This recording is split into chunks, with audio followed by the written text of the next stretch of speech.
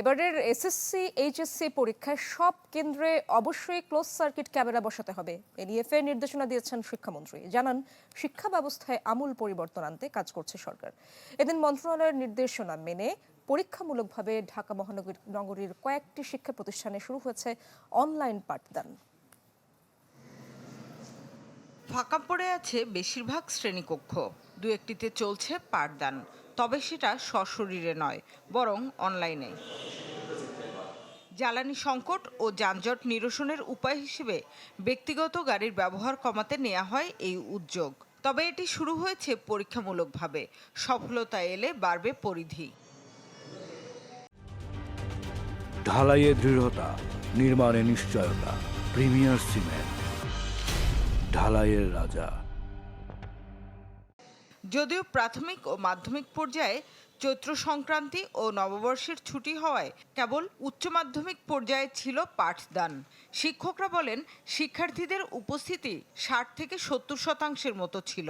ক্লাসে উপস্থিতি আমরা চাই ১০০ বা শতভাগ উপস্থিতি। সেই জন্য অভিভাবকদের দৃষ্টি আকর্ষণ করছি যে আপনারা তাদেরকে বাসায় ক্লাসে অ্যাটেন্ড করাটা এটা আপনারা এনশিওর করেন। দুইটা পদ্ধতি অবলম্বন করা যেতে পারে। যদি আমরা ওয়েবক্যাম ইউজ করি, পিছনের বোর্ডের জন্য ট্রাইপড স্ট্যান্ড দিতে হবে, ভালো মানের ক্যামেরা সহ ওয়েবক্যাম দিতে হবে, আর অথবা হচ্ছে গ্রাফিক্স ট্যাব আমাদের লাগবে, তার সাথে আমাদের উন্নত মানের ইন্টারনেট কানেকশন। এদিকে আজিমপুর গার্লস স্কুল অ্যান্ড কলেজের অডিটোরিয়ামে এসএসসি ও এইচএসসি পরীক্ষার প্রস্তুতি নিয়ে অংশীজনদের সাথে মতবিনিময় করেন শিক্ষামন্ত্রী। বলেন, সব কেন্দ্র অবশ্যই ক্লোজ সার্কিট ক্যামেরার আওতায় আনতে হবে।